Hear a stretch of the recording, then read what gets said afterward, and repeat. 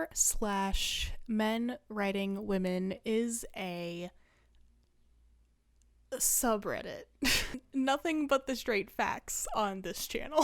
r slash men writing women is exactly what it sounds like. A subreddit dedicated to male authors and the sometimes ridiculous ways they write female characters. Usually writing them as overly sexualized, obsessed with men and their own breasts, baby hungry.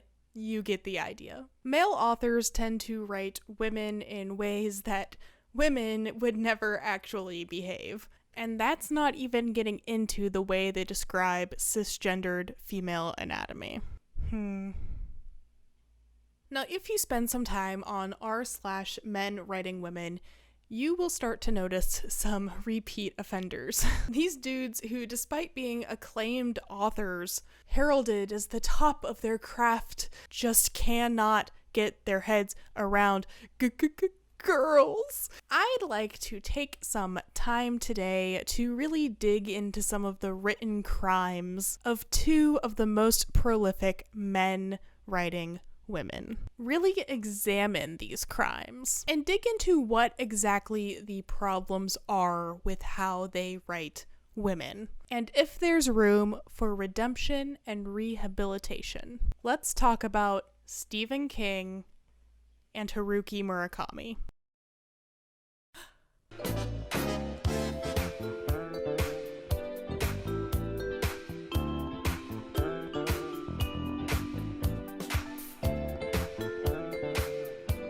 And all I've got to offer is sensitivity, intelligence, and charm.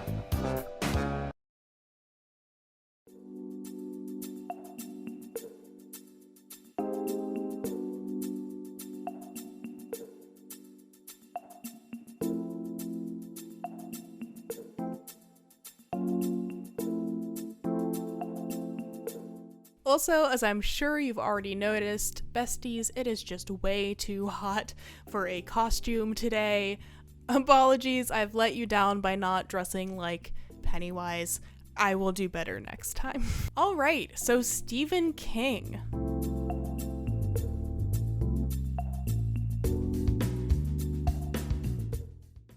Let's hop on over to my favorite website, Wikipedia. Stephen Edwin King is an American author of horror, supernatural fiction, suspense, crime, science fiction, and fantasy novels. Described as the King of Horror, a play on his surname and a reference to his high standing in pop culture, his books have sold more than 350 million copies, and many have been adapted into films, television series, miniseries, and comic books. King has published 64 novels, including 7 under the pen name Richard Bachman, and 5 non-fiction books. He has also written approximately 200 short stories, most of which have been published in book collections. Now that is quite the resume. I would be surprised if any of you guys out there don't know who Stephen King is, and I would be doubly surprised if any of you guys out there have not heard of our first book. We are going to talk about It.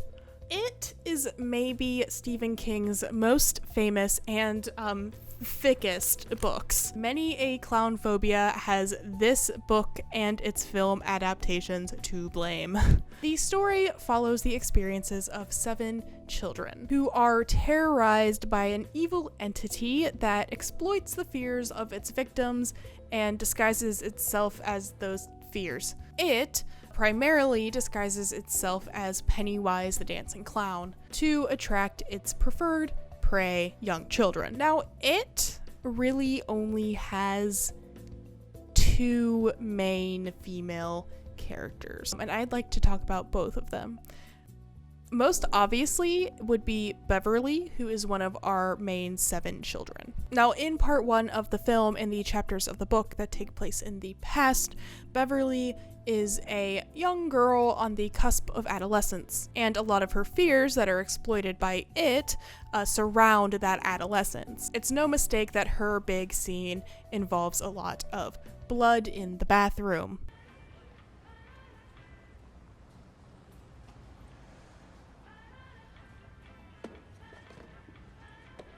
The young Beverly is also abused by her father, and it is insinuated that this abuse is of a sexual nature.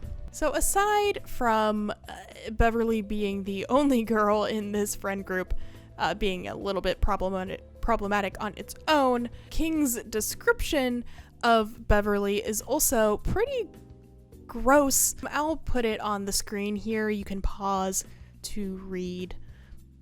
Also, if you know anything about the way the book it ends, and how the children defeat it, you will know that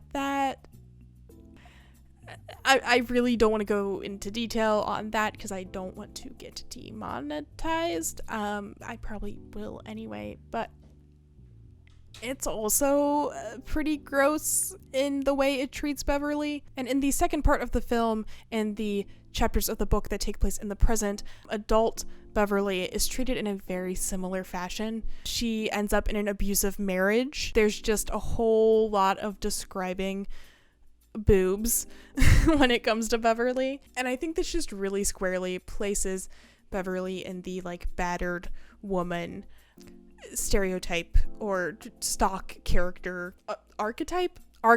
There's the word I'm looking for, maybe. With the other prominent female character being Eddie's mother. Now, Eddie's mother is portrayed as this overbearing woman who controls every aspect of her son's life. She's also a hypochondriac and definitely doing a Munchausen by proxy to Eddie. So... And just where do you think you're off to? Out with my friends. Sweetie, you can't go. You're getting over your sickness, remember? My sickness? Okay, what's sickness, Ma? You know what these are? They're gazebos! They're bullshit!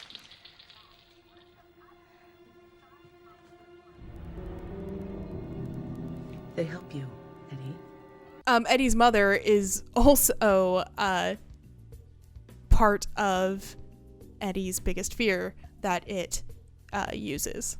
So I think it's rather telling that in Stephen King's biggest and most famous book, the two most prominent women are a battered woman and an overbearing mother. Those are your choices, ladies.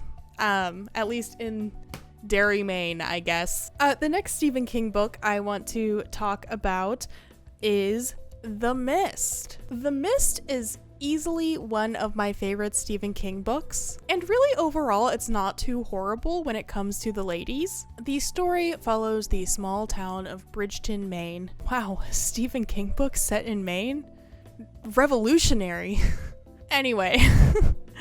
In the story, this small town is shrouded in a mysterious mist that conceals otherworldly creatures. The protagonist and narrator, David, has taken refuge with his young son in a local supermarket. Here, he tries to survive against the creatures in the mist, as well as the aggression from other survivors. Now, like I said, it's not the worst. It's not the worst instance of men writing women, but there are just two things that really irked me when I read this for the first time. And again, I love this book. It's a super quick read. I think it's super gripping and well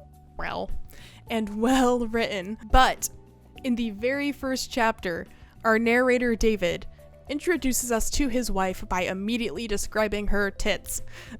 It is then presumed about midway through the book that she's probably dead. So I have this written in my script with the note, describing my dead wife's tits, which is just great. I love boiling down this whole character that is only really there for one chapter based on her boobs. The other issue besides describing my dead wife's tits that I have with The Mist, and that others and men writing women tend to have an issue with, is there's this character, what's her name? Hold on. It's, where is she? There's this woman, her name is Mrs. Carmody, and she is just described as this big, fat a hysterical religious nut. And she's maybe, besides the creatures in the mist, the main antagonist of the book.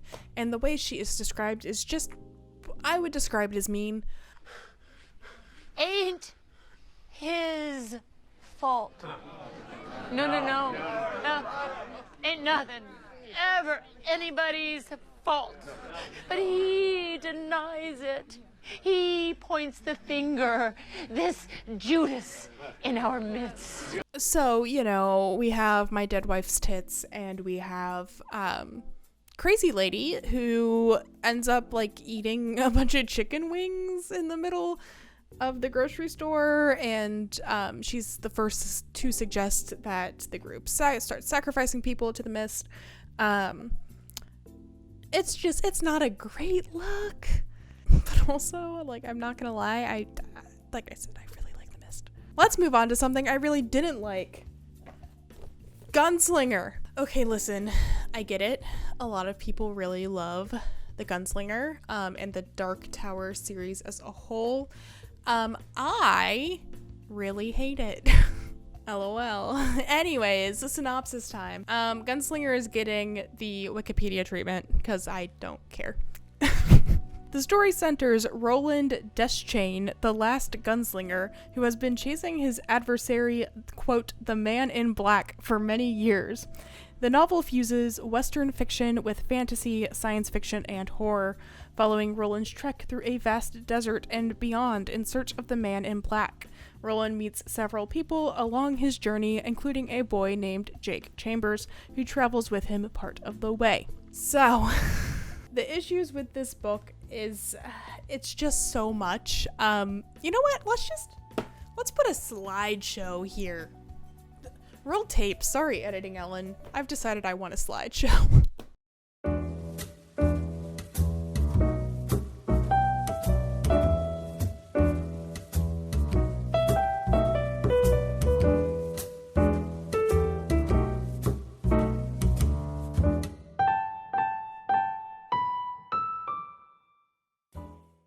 The Gunslinger also probably has one of the most posted paragraphs in r/men writing women, and that one I will read out loud to you because I think it's a little hysterical. The gunslinger blew her backwards, and she landed in a whorish sprawl, her skirt rucked up between her thighs. She was shot, and she fell into a, quote, whorish sprawl. Don't you hate when that happens? When a woman gets shot and she just can't help being such a big whore. So basically, to surmise, Stephen King's biggest issues when writing women seems to be that he is, one, obsessed with battered women. I know that was only really featured in one of our examples here, but trust me, if you've read more, you know that he is obsessed with abusing his women. Two, adultery. There is a lot of adultery in King's books. You cannot trust no bitches. And three, just describing the women in his books as whorish sprawls, and in the case of a character like Beverly, even sort of his pubescent young ladies, he gets real gross about. And I know people have been arguing about the Gunslinger for years and years and years, and its portrayal of women. People try to defend it, saying that it is intentional, the way that it's written in this kind of crass way. I disagree. I don't think you can defend it. But if those are your thoughts and feelings, sure, have at it. Yell at me in the comments. So, does Stephen King deserve redemption and rehabilitation for his written crimes against women? So the thing we have to remember is that when a lot of this very cringy stuff was written, it was the 80s and Stephen King was massively high on cocaine. I would say that's not an excuse, it's just a fact and maybe an explanation for a lot of this. And the worst part is he seems to be wholly unaware of how he rates women.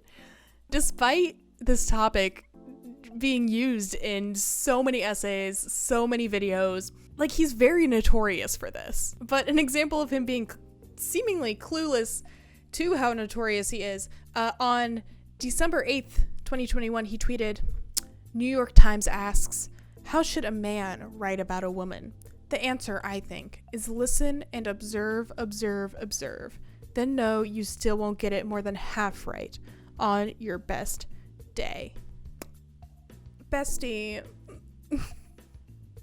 take your own advice, maybe? I just think maybe he should not be positioning himself as a beacon of knowledge for young men asking how to write about women. Do I think Stephen King is a bad person? I don't know enough about him to make that judgment. He might be a very lovely person. He's probably not some sexist boogeyman in his daily life, but his books are a little bit yikes. Now, would I recommend reading Stephen King? Yes, absolutely. I actually made a video about this a couple years ago, titled, Is Stephen King Good? And I think if you're looking for just some like pop horror, that's not trying to say too much, but gives you a gripping narrative, yeah, go for it. Just be careful of those women sprawling in a whorish manner. Gotta look out for those. Okay, on to an author that I have the most conflicting feelings about, Haruki Murakami.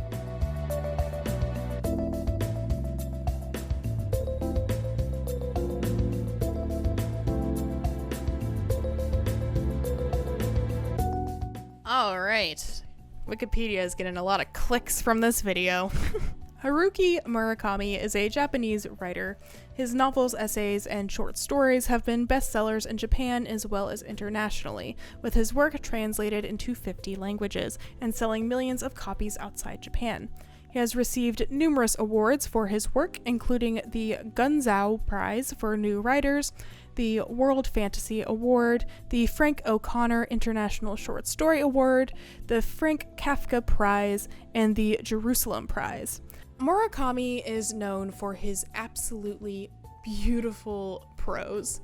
Honestly, it's some of the most beautiful stuff I've ever read. And his dreamlike storytelling that can sometimes be hard to follow. Again, as you can see, this is a highly regarded man in the literature world, and for good reason. I just said his prose is some of the most beautiful I've ever read in my life. But that is not to say he does not have a lot of issues, specifically with women. And to illustrate those issues, I would like to talk about Kafka on the Shore. Wow, that's reflective. You can see my ring light. Very shiny book, Kafka on the Shore.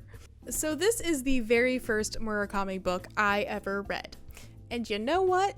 It really had me hooked from the very first page. And I still really, really like it. It's definitely one of the more accessible Murakami books, and it's popular for a reason. The book tells two stories, the first following the young Kafka Tamura, a bookish 15-year-old boy who runs away from home in an attempt to escape an Oedipal curse, and Satoru Nakata, an old disabled man with the uncanny ability to talk to cats.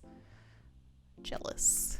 Kafka, which isn't his real name, is presented as a likable enough kid, ignoring that he maybe probably killed his father.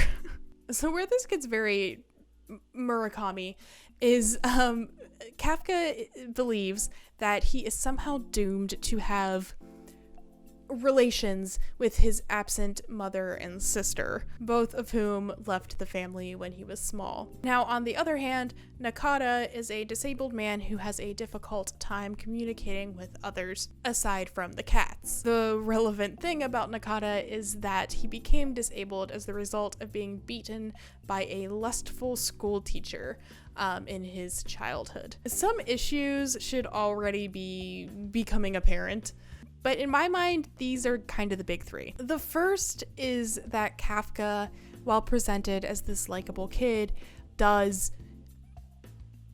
assault a young woman. And he does this because this young woman reminds him of what his sister might be like in the present day. And it's worth noting that this young lady is one of our main female characters, and she's pretty much there just so Kafka can assault her. That is her purpose in the book. Look like his sister and be assaulted. Our second primary female character is this milfy bookstore owner that Kafka also ends up sleeping with. She's like in her 50s. This one is not an assault though. Well, maybe from the other direction. But this character also kind of just exists for Kafka to self-fulfill his Oedipus prophecy that he believes in, believing that this bookstore owner might be his mother.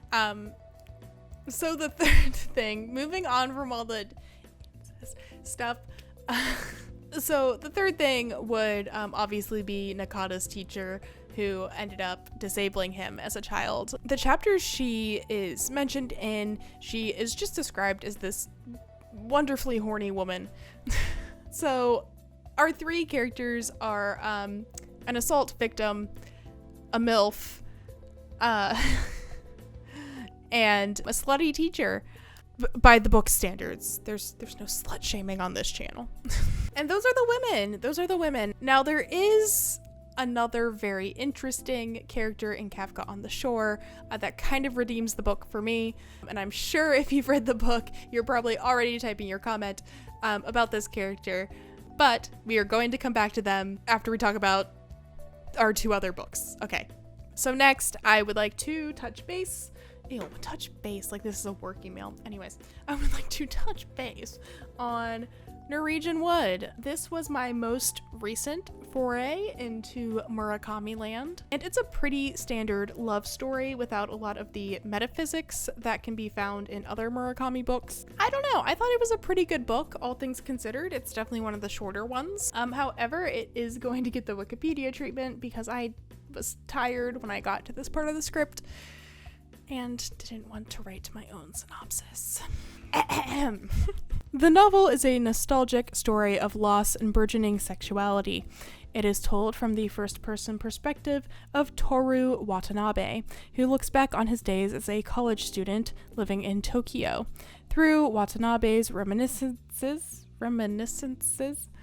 readers see him develop relationships with two very different women: the beautiful yet emotionally troubled Naoko, and the outgoing, lively Midori. Again, some red flags are probably already going off. Most obviously and almost immediately, we have the manic pixie dream girl Midori. Midori is very sexually liberated. She's not like other girls. She's witty, she's high energy, she has a lot of inner darkness and her secrets. She's the very definition of a manic pixie dream girl. Think a female Holden Caulfield, and you have Midori in Norwegian Wood. I won't get into why that character type is problematic. You can do your own research for that. I'm running low on battery. It's definitely very, very present in Norwegian Wood.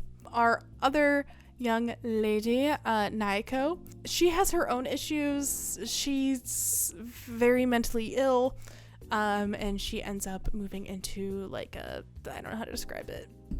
It's not a mental hospital. It's meant as like a halfway house. Also, the book takes place in the 60s, so you have to keep that in mind with a lot of this stuff. But she's very mentally ill and very codependent on the protagonist, Watanabe. And she brings us to the second really big issue with this book and the way it portrays women. This book features 4 separate suicides. 3 of them are women. One of them being, spoilers, skip ahead for like 5 seconds. One of them being Naoko at the very end of the book. So the women who exist in this novel, basically just to give a plot for the main male protagonist, are either manic pixie dream girls or suicide victims. Sorry, slip and slide victims. No, will that get me this video's already demonetized. Why am I worried about this? And like, you know, what did I expect from a romance novel set in the 60s that's literally set up as like a love triangle between this young man and 2 women? The women were going to be props to give him development. That's what it was going to be, but still disappointing to see, especially for a book that I actually did end up liking quite a bit. So the final Murakami book that I want to touch on is The Wind-Up Bird Chronicle. Okay, this book is probably my favorite Murakami book.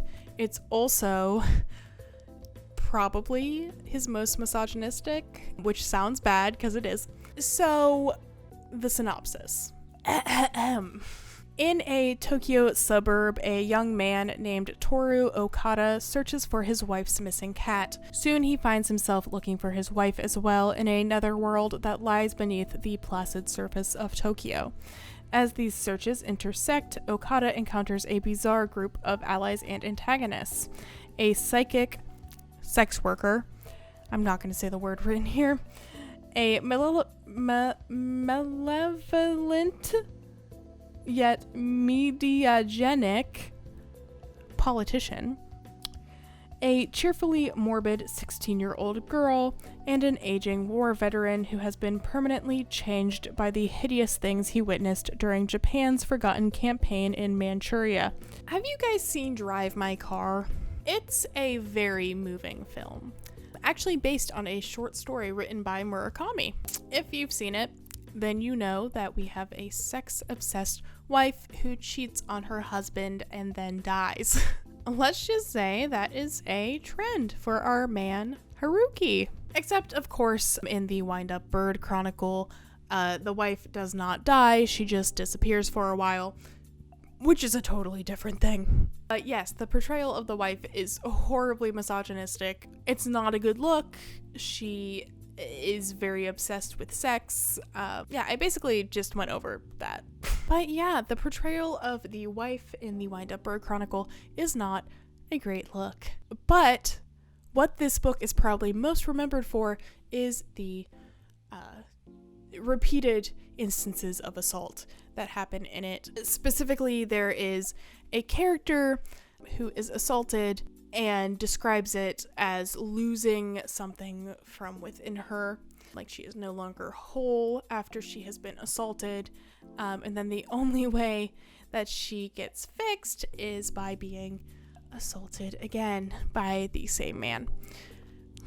Which is, it's really gross, isn't it? It's really, really gross. And it sucks, because this book is so beautiful in every other way.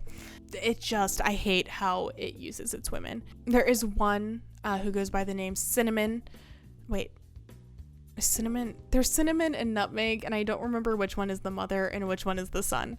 But the mother, she's probably one of the best female characters in this book, as well as Mei Kashihara, who's also one of the most famous Murakami characters in general. She's also great. She's the 16-year-old girl, and surprisingly, she's never really sexualized, so big ups, my man. The bar is so low. Okay, so can Murakami be rehabilitated and redeemed? So I want to circle back to Kafka on the Shore, to Oshima. So Oshima is a character in Kafka on the Shore who is an intersex transgender gay man, and he is actually handled very, very well, which is a little surprising for our boy Haruki, but he's one of the most well fleshed out characters in the book, and you just really learn to love him. He's one of the best characters, one of the most generous and caring characters. Yeah, he's great. So I need to give Murakami some points for Oshima. Outside of the works themselves, there's also this very interesting interview that Murakami did with Miko Kawakami, who is a Japanese feminist author. In the interview, he comes off as incredibly receptive to criticisms, and he obviously holds Kawakami's work in a very high regard. But he does also, similarly to Stephen King, seem to be oblivious that it was even an issue to begin with. For example, during the interview, Kawakami asks, "A common reading is that your male characters are fighting their battles unconsciously on the inside, leaving the women to do the fighting in the real world." If you've read Murakami, yes, that is a very valid criticism. And he just responds, "Really? How so?" So he's a little oblivious.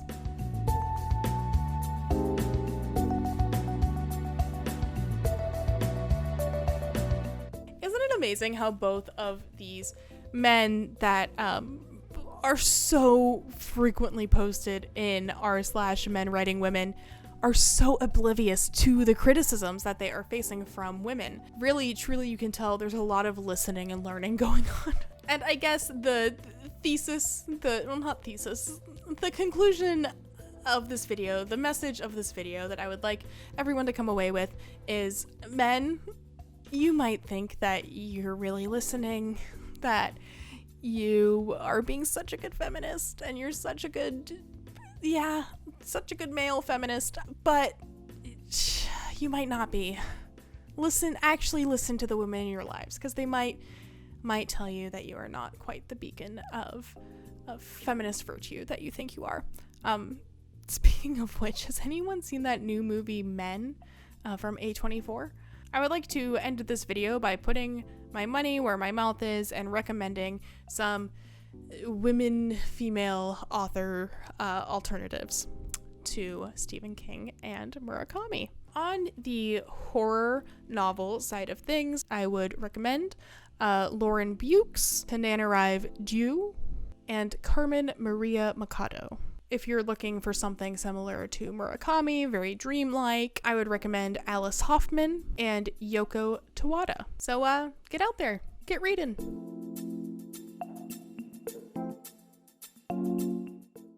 Hey guys, thanks for watching. This is probably going to be quite a long video that just has like the bare at like the slightest little essence of a point. The point is, read more women authors, okay? If you enjoyed the video and made it all the way to the end, I hope you enjoyed this video.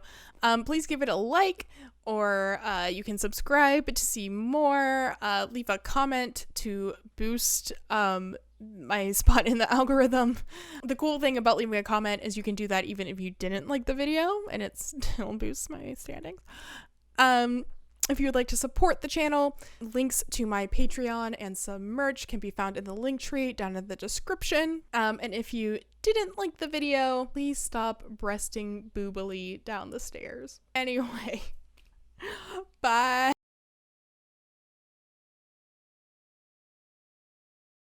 So I have this note written in my script as describing my dead